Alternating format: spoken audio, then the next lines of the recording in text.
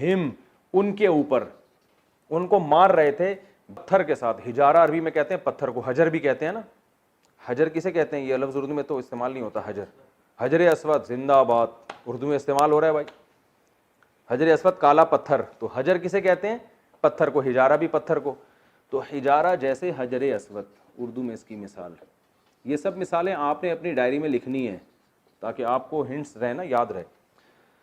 ہجارہ پتھر، بی کا معنی ساتھ، سجیل سجیل من کا معنی، یہ لفظ بہت زیادہ استعمال ہوگا. من کا معنی کیا ہے؟ سے. سجیل یہ لفظ اردو میں استعمال نہیں ہوتا، اس کا ترجمہ میں آپ کو بتاتا ہوں. سجیل کہتے ہیں مٹی کا بنا ہوا، جو سخت مٹی کا بنا ہوا پتھر ہوتا ہے نا، جو آگ میں جلا کے جس کو پتھر جیسا بنا دیا ہو، اس کو کہتے ہیں.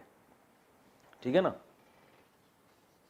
گوندی ہوئی پتھر، آگ میں پکی ہوئی، صحیح ہے نا. تو اللہ فرماتے ہیں وہ پتھر کے ذریعے ان کو مار رہے تھے. با کا معنی ساتھ، یعنی پتھر کے ساتھ ان کو مار رہے تھے.